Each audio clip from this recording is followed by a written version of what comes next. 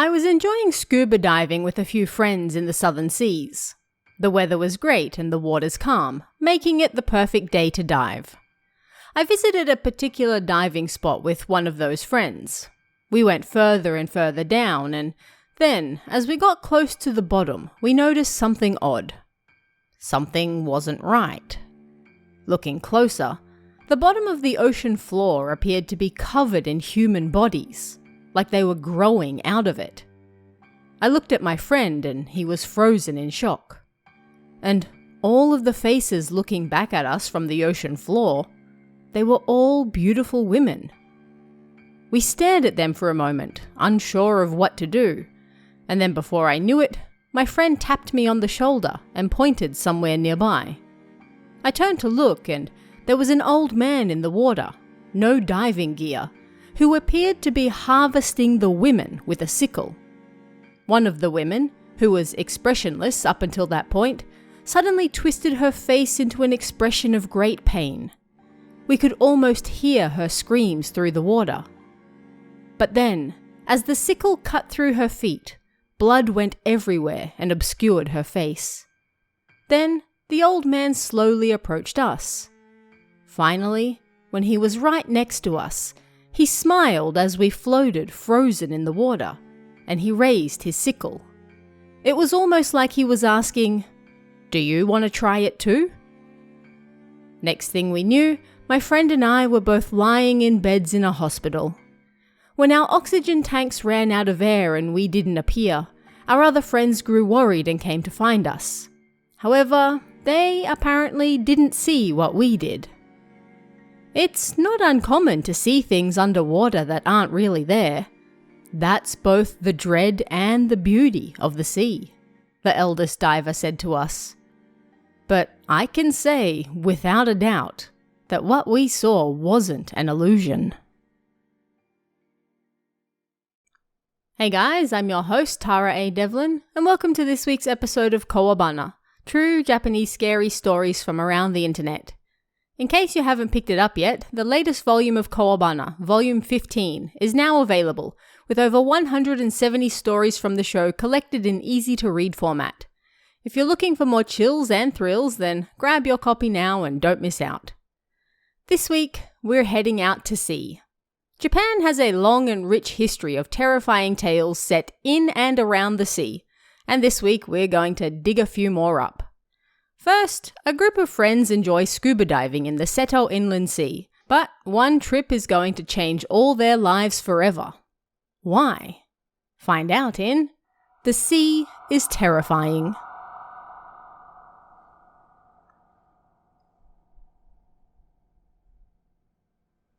This is a true story that happened to me.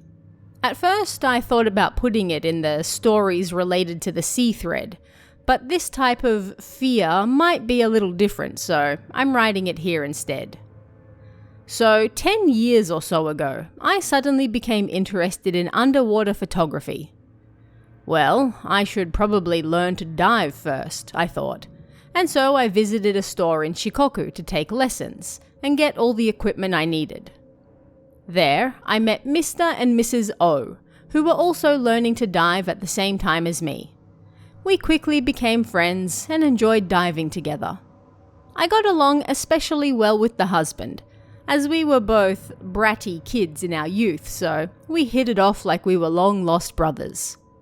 The three of us often went diving in a neighbouring prefecture, and we saw all sorts of fish and such down there. They really were fun times.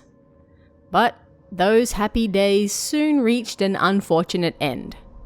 We got to know a rich couple, Mr. and Mrs. A, and we often went boat diving together with them in the Seto Inland Sea.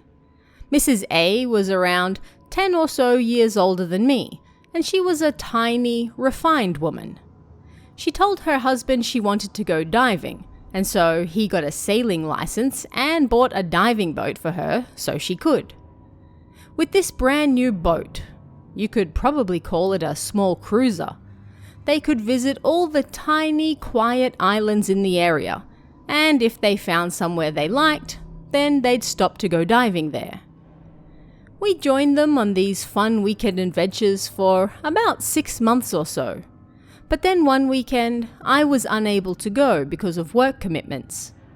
Their plan for this particular day was to visit the largest island in the Seto Inland Sea and go diving there. Apparently, the gentle currents meet with the rapid currents there, and on the slow side, there are large flounders and such that you can approach to easily take photos because they don't run away. And then, on the fast side, if you're lucky, you can run into schools of migratory fish. I wanted more than anything to go with them, but I just couldn't get the day off. Make sure you scout some locations for me to check out the next time we go, I told Mr. and Mrs. O, and off I went to work.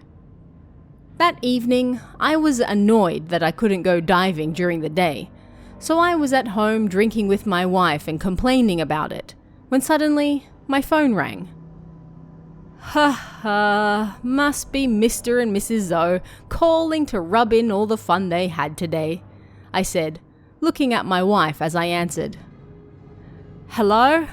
Did you have fun today? My voice was tinged with jealousy, but, in return, Mrs. O's screams greeted my ears. I jumped, but once I calmed down, she told me what was going on.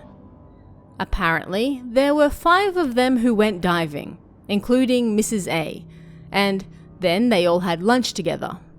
In the afternoon, they discussed visiting the rapid currents, but right before they went in, Mrs. A said, "I'm feeling a little tired, so I'm going to rest on the rocks over there.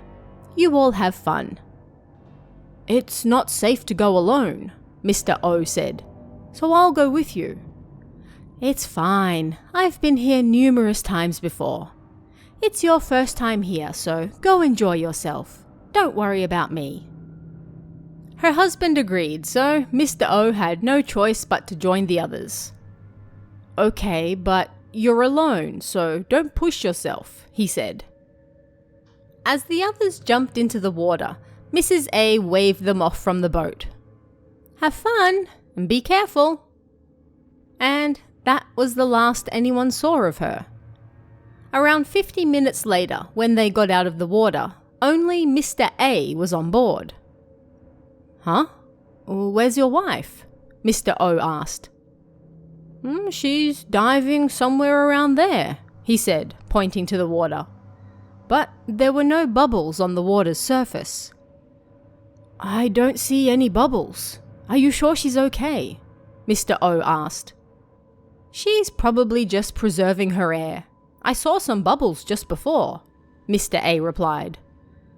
Well, if her husband saw her, then she was no doubt okay. So he started putting their diving equipment away. They chatted about the things they saw as they cleaned up, and then started drinking some beer. Then, Mr. O realized something. Over an hour and a half had passed since they went into the water. He turned to Mr. A. "How much time passed between us going into the water and then your wife?" he asked. It was soon after. Maybe 5 minutes or so," he replied. "Even if she was trying to preserve some air, that's way too long. I'm going to look for her," Mr. O said. He put on some snorkeling gear, and then he and another man there jumped into the water to look for her. However, she was nowhere to be seen. The water was so clear that they could see up to 10 meters away easily. They searched the rocky area numerous times, and even thought of using some oxygen tanks, but they'd already used them all up. They searched desperately until that evening, but they were unable to find Mrs. A.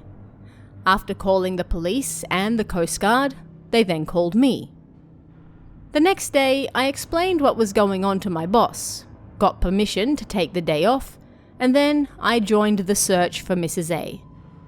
I saw her mother screaming for people to quickly find her daughter, and a lump grew in my throat. That day, something strange happened. All of my friends who joined the search suffered an injury to their right leg. The injuries were different, but one got his leg stuck in a bunch of tanks and sprained his ankle. Another slipped on the deck and cut their leg on some metal fixtures. One guy's flipper got caught on the edge of the boat as he was diving in and broke his leg. Everyone who was close to Mrs. A somehow got an injury to their right leg. But none of us worried about it. I also suffered a sprain as I got on the boat, but I just wanted to find her as quickly as possible, so I searched far and wide. I think everyone else felt the same way too. We searched for her over several days, but in the end, we didn't find her. I also quit diving as well, partly because my wife was also against it. Losing a good friend in the sea I loved so much made me completely lose interest in diving anymore. Even now, when we all get together again, we still don't know why we all injured our right legs. Some said that Mrs. A probably injured her right leg when she drowned, or maybe it was a message from her telling us that it was dangerous. But in the end, we still don't know. Some of you reading this right now might be thinking, well, that wasn't very scary. But the real horrifying part happened after that. 1 month after Mrs. A went missing, Mr. and Mrs. O got divorced. Apparently, Mrs. O had been cheating. And after they got divorced, she ran to Mr. A. It turned out that they had been seeing each other since before Mrs. A went missing. Not only that, but Mr. A's business wasn't going so well, and he was in a lot of debt. 6 months after that, Mr. A and Mrs. O abandoned that company that was on the verge of bankruptcy and fled to a foreign country famous for diving with all the money they had on hand. Now they apparently run a diving shop there and live quite well. Of course, several years after she went missing, Mr. A finally received his wife's life insurance money, in the hundreds of millions of yen. But he was a pathetic man who left his debts to his son and relatives while he ran. I heard all this directly from Mr. A's son, so it's not like it's made up or anything. So, the ego of living people is far more terrifying than ghosts, I think. There were no witnesses to see what happened to Mr. and Mrs. A out there on the water with nobody else around. A murder for insurance money. That's what I can't help but think, although I have no proof of it. All the people involved in this story are still alive, but I can't tell you exactly where this happened. I'm unable to answer any questions either. The kids in this next story enjoy visiting abandoned and supposedly haunted places, but their trip to a beach one night might spell the end for all of them. Find out why in Limits Wharf.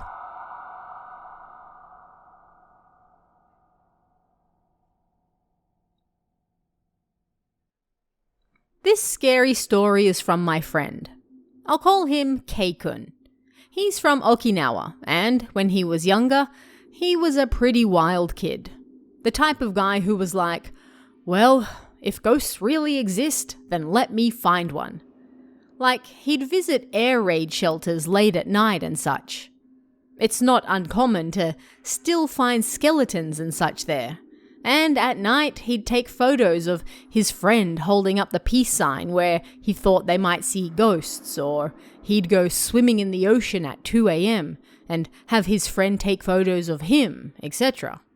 Although, he said they ultimately never saw anything. That was the type of guy he was. So, one day, he went out for a late-night drive with some of his partners in crime. They took 3 cars and drove to a wharf that was marked off limits. Because it was summer, they drank and played with fireworks. There were 5 or 6 of them on the beach in the light of the car headlights, and then one guy suddenly screamed, "Someone's drowning!" Looking closer, it appeared a child was splashing their arms around in the water. Eh? Where? I don't see anyone. They're right there! Look! One of the guys said he was going to get help and ran towards a nearby house. "We've got to get help, right now!" "Where? Where are they?" As everyone was screaming, an old guy walked over, followed by the friend who went to get help. "This area is off limits," the old man said. He was a fisherman, and as one friend started to take his clothes off to jump in the water, the fisherman stopped him. "Stop that right now!" he screamed. "No, but the kid." But still the fisherman desperately tried to stop him from going into the water. What on earth was he doing? A kid was drowning. But from the 6 people there, only 3 could see the child. The others couldn't see a thing. "Can you see something?" the fisherman asked. "Someone is out there. We have to help them." There was, apparently, someone only 10 meters away in the water. "Where? I don't see anyone. There's no one there."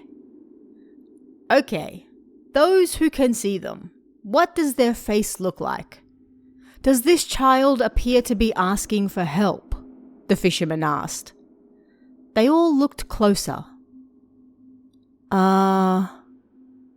They're smiling. You see, there are folks like you who jump in to help and end up getting pulled in. Then their dead bodies show up at a later date. That's why this area is marked off limits to outsiders, the fisherman said. A father wants to take his family camping, but the nearby campgrounds have some rather horrifying stories told about them. Are they really haunted? Find out in Nearby Campgrounds.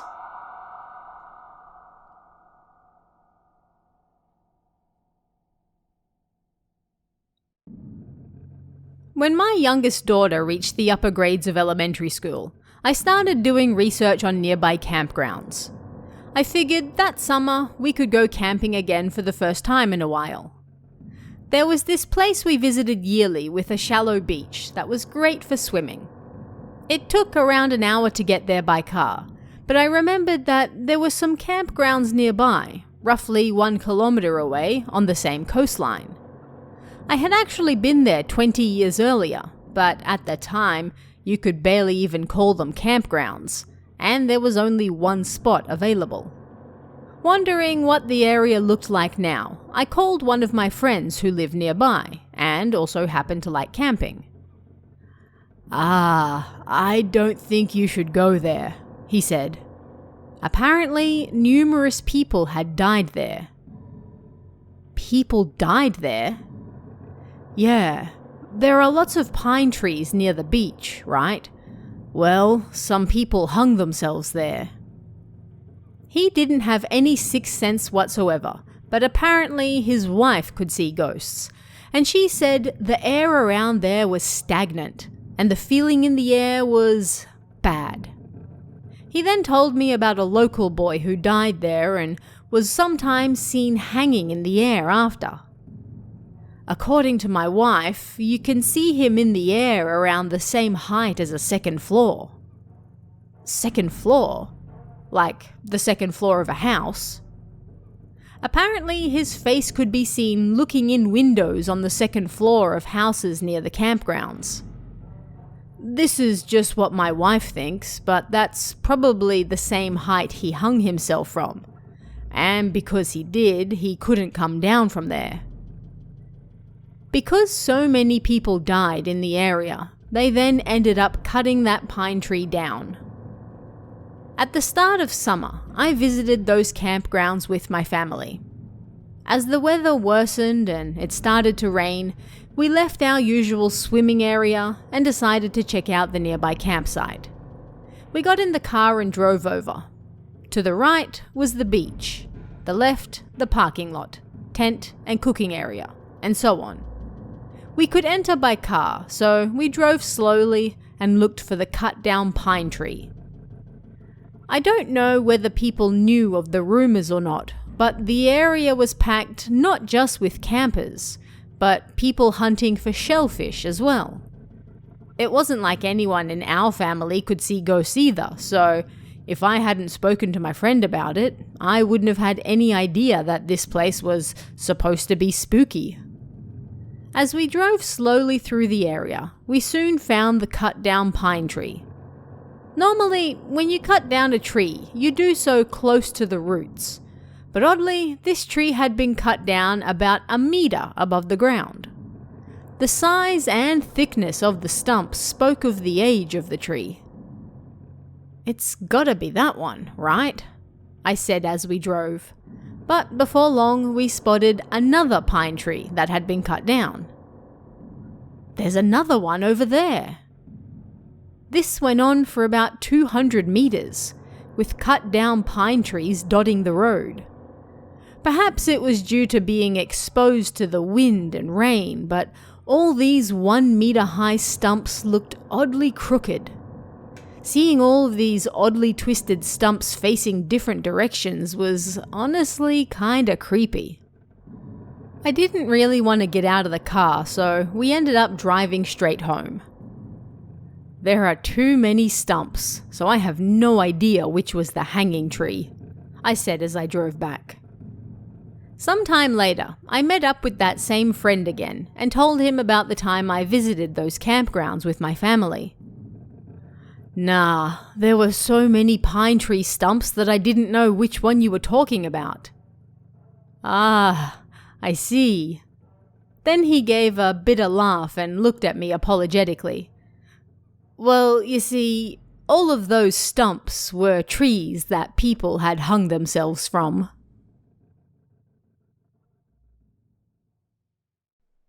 A student who enjoys swimming in the sea has an unfortunate encounter one day, but even he's not really sure what happened.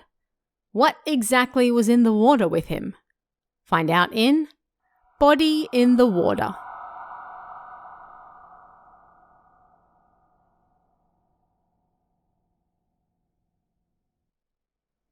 When I was a student, I was swimming in the ocean one night in July when the police saw me. They got really angry at me because they thought I was trying to kill myself. Anyway, 3 days later, I was swimming in that same area again, this time during the day, when somehow I got swept out to sea. I'm a pretty good swimmer, but being unable to touch the sea floor after so long started to make me anxious. Around the time I started to feel like I was actually going to drown, I flapped my hands around and grabbed onto something soft. It broke apart in my hands and there was a foul smell. "Help me, I'm going to drown," a faint woman's voice said, and then I saw one of my friends appear with a life ring. I had a pretty decent idea of what it was that I grabbed, so I hurried back to the beach.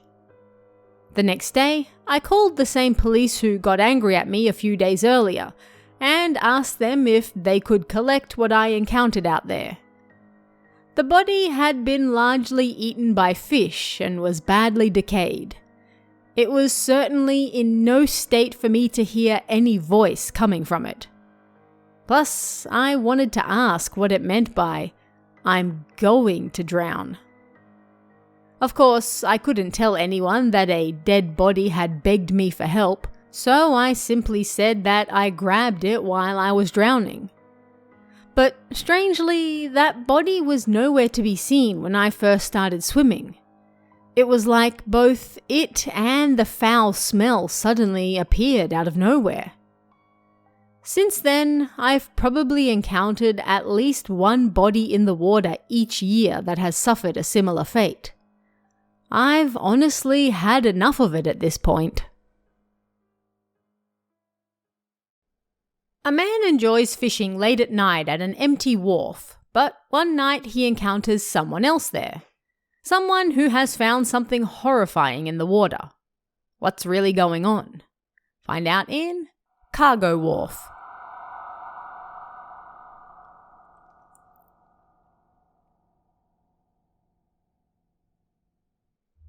I heard this story from my friend Yoshimasa.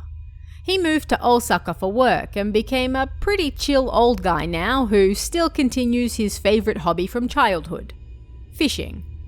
Even now, he still goes night fishing in Osaka when the mood strikes.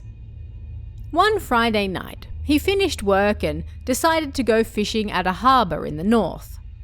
This was a cargo wharf he especially loved because it was empty at night. During the day, it was packed with transport drivers and other harbour workers coming and going.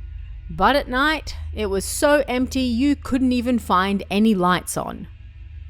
But because he was able to catch the fish he liked there, he never told a single soul about it. It was a place for him alone to enjoy. So it was around 2 a.m. by the time he finally threw his line out. In the distance, he could see the neon lights of the city, and he kicked back to enjoy the night. He drank some beer and listened to the radio through his headphones, enjoying a moment of heavenly bliss. But sadly, he wasn't getting any bites. Well, these things sometimes happened, so he resigned himself to that fact and settled back in to enjoy the rest of the night either way. Around an hour later, he heard a voice. "Hey! Hey!" It was close to 3 a.m. Who could that be? Is there someone else here at this time of night? He thought, looking around. But nobody was there. All the workers had gone home for the day and no lights were on, so he could barely see anything anyway. Remaining cautious, he went back to fishing. "Hey! Hey!" This time he heard it clearly. At the end of the embankment, a few dozen meters away, he squinted and saw a figure waving wildly at him. What on earth is going on? He thought as he stared into the distance. The dark figure was still waving their hands wildly at him and calling out. He got up and walked over. "Hey, do you have a phone? And a net? A net!" He had a phone in his pocket, but he went back to get a net and returned after a few minutes. On the embankment, he saw a middle-aged man with red cheeks and a hat smiling back at him. "Have you got a phone?" the man asked. "What's wrong?" "Well, you see..." The man pointed into the dark waters, and just out of reach, he could see the body of a man floating. "Wah!" Yoshimasa screamed. "Get your net," the man said. He guided Yoshimasa towards the body. "All right, make sure you hold on tight. Now call the police." Yoshimasa did as he said. "Hi, I'm at the northern harbour right now. I found a dead body in the water." Yes, it's around here. I'm holding onto it with a net right now, but please get here before it washes away again," he said to them. But when he hung up, the area was silent. The old man who had been right there was gone. What the hell? Did he really leave right after I called the cops? He thought. And so, standing there in the darkness, holding a dead body in the water with a net, he waited for 15 minutes before the police arrived.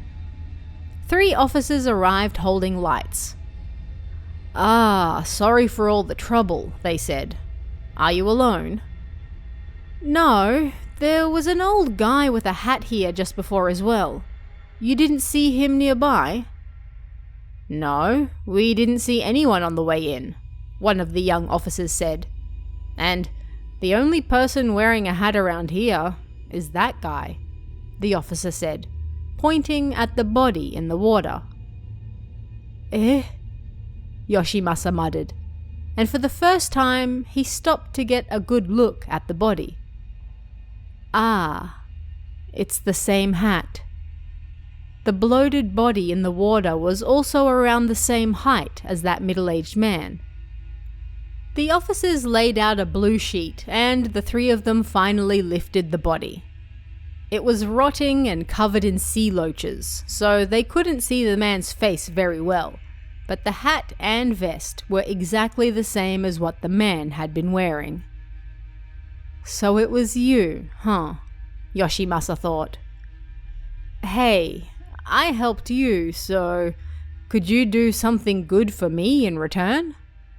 But, he said, nothing of the sort ever ended up happening. The next week, he went back to that same place to fish again. Looking at it that way, he said, it wasn't scary to him in the slightest.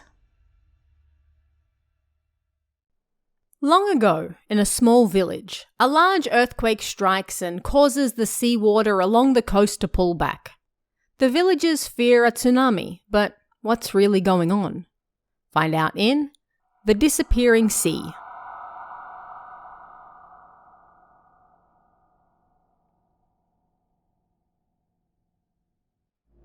This is a story my grandfather told me about the time the sea disappeared. This didn't happen to him, but one of his ancestors, and it was a story he heard from his own great-grandfather. It was a story passed down through the family over the generations, so he didn't know exactly when it took place. The town I was born and raised in experiences tsunamis once every few decades, and each time they appear, numerous people die. One day, there was a massive earthquake, and fearing that a tsunami would soon follow, the villagers fled to the mountains. They watched from the mountain peak, waiting for the tsunami, and, before their eyes, the waves pulled back. They pulled back so far that the sea itself disappeared, and they could see land all the way to the horizon. They were sure this meant a massive tsunami was about to hit, and they decided it would be safer to stay on the mountain a while longer. But 2 days passed, and then 3. And although the waves had pulled back, there was no sign of any tsunami. Maybe the tsunami wasn't coming, they thought, and so the villagers returned to their homes and work. But the strange sight of the lack of sea scared them, so nobody would go near it. My grandfather's ancestor, who was just a child at the time, was apparently told not to go near the sea by his mother as well. But he was curious and wanted to know where all the water had gone, and so he started walking out there with his friends. At first they just ran around and played. Normally the waters were beautiful, but now they could see all the craggy rocks on the bottom, and the ground was muddy and hard to walk on. Plus, it was covered in dead fish and seaweed, so it creeped them out. Because they loved the sea so much, the sight of all this made the kids terribly sad. It was almost like they were standing in another world. The other side, perhaps. If they hung around too long, would they even be able to return home again? But my ancestor was the one who suggested they go looking out there in the first place, and he didn't want his friends to know he was scared, so he couldn't say he wanted to go back. They kept going. After a while, the ground turned into a sudden slope, like a cliff. At the bottom, they could hear a strange rumbling sound and strong winds, but the cliff was so tall that they were unable to see the bottom. Maybe the sea was down there, his friend said, throwing a rock over the edge, but the wind and rumbling was too loud to hear anything else. They thought about climbing down there, but the footing was too dangerous, so they couldn't. They gave up trying to see the water and went home. When my ancestor told his parents about what he saw, they didn't believe him. They also got angry at him for going where they told him to stay away from. Then, 1 week later, a huge tsunami hit the village and numerous people died. My grandfather said that what our ancestor saw might have been the end of the continental shelf. But I don't think it's possible to walk to the end of that. Can such a thing even be done? In Japan's northeast, a town finds itself in constant battle with something rather odd. A giant crab. Who will emerge victorious? Find out in The Kominato giant crab.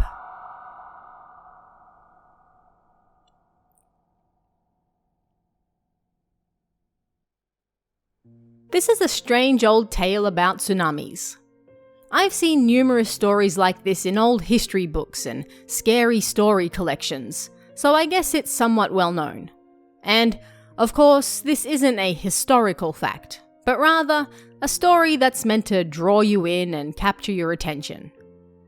So, one day, there was a tsunami in the town of Kominato in Aomori Prefecture. Many houses were washed away, and even more lives were lost. But one man who was walking through the devastated town suddenly screamed. A huge crab, the size of a monster, had washed up on shore. Its shell was around 2.5 meters long, meaning with its legs it was around 5 meters long. The villagers were enraged, blaming the crab for causing the tsunami, and so they attacked it. They mobilized with rubble and torn nets, and a fierce close combat battle ensued. The crab tore through the nets and broke their clubs with its powerful claws, but fearing it would lose the fight, it then fled back to the sea. However, a few days later, the crab returned and attacked the village again. But this time, it did so during the day, when all the men were out fishing at sea. Using its enormous claws, the crab snapped at the heads of all the women and children who tried to flee in terror. It was so ferocious that it appeared to be retaliating for what happened just a few days earlier. It was said that the town of Kominato was stained red with the blood of those it attacked. What awaited the men as they returned from fishing was a terrible sight of devastation. Their homes destroyed, and a mountain of corpses. The men and survivors were overcome with burning rage, and so they formed a party to destroy the giant crab. The family members left behind patrolled the sea day by day, waiting for that giant crab they hated so much to appear. Then, one moonlit night, they spotted the giant crab climbing a hill, so the men set out to crush it. The battle was fierce, and finally, the men were able to cut off the giant crab's right claw.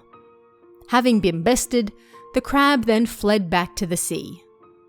The length of this claw was said to be around as long as 2 adult hands placed on top of each other, fingertips to palm. A few days later, someone was walking along the beach when they saw that same giant crab on the hill again. But this time, something about it looked strange. It appeared to be kneeling in front of the graves of all the people it killed, staring at them.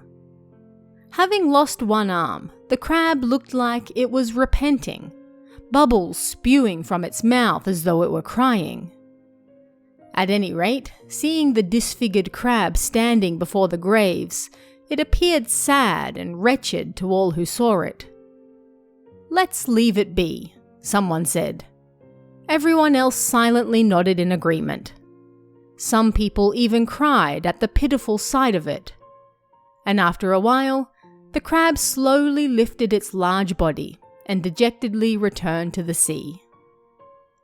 Years and decades passed, and another tsunami hit Kominato. Each time the town was struck, the fishermen and the giant crab fought bitterly. It was said that its right claw, which had been torn off long ago, had regrown. But why on earth was this giant crab causing tsunamis in the first place?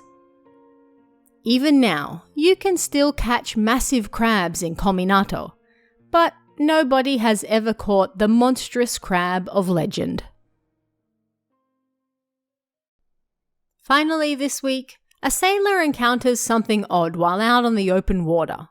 Or rather, hears something odd. A woman's voice coming over their wireless radio. Who could it be all the way out there, and what does the voice want? Find out in Sobbing Voice.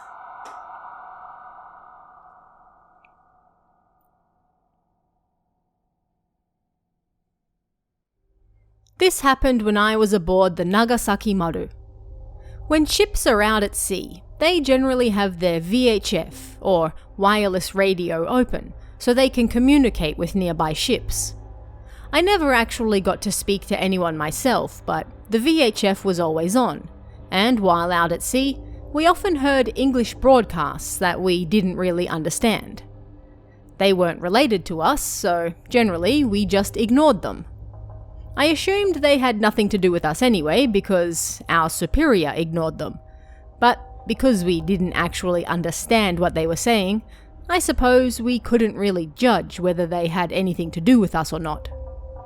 Still, especially when we were out on the open seas, where nothing about our living space changed for days on end, the occasional VHF message while we were on watch was like a godsend. Sometimes we could hear foreigners singing songs, and others would cheer them on. It was a great time. And even though we couldn't see the other ships, this just really drove home that we were out at sea. The time for watch duty depends on the ship, but on the Nagasaki Maru, we generally started at midnight and changed shifts every 4 hours. I was part of the 04 watch, which meant I started at midnight and went until 4 AM, and then again at midday until 4 PM. This meant I was on watch for 8 hours a day. For navigators, this was the majority of our work at sea. One time, I went for my midnight to 4 AM watch, and once I reached the bridge to start my lookout, I heard a voice coming from the VHF. I thought this was odd, as we weren't in an operating area, and the voice appeared to be that of a woman. She was sobbing about something. At first, I thought I must have just heard it wrong, so I didn't pay it much more attention. But 30 minutes later, it was still going. We had to write in the log every 30 minutes, so that was how I knew precisely how much time had passed. During watch, we're generally quiet and don't really talk much, but this was so creepy that I had to ask my superior what was going on. "It's creepy, right?" he said. He didn't seem overly concerned though. I couldn't really ask him any more than that at the time, and for another hour and a half, we listened silently to the woman's sobs. The only other sound was that of the waves, so the whole thing was really creepy. Once watch was over, I asked a helmsman who I was friendly with about it. He said that these things weren't unheard of, but it was best not to worry about it, as no harm ever came from it. It was best to just leave it alone.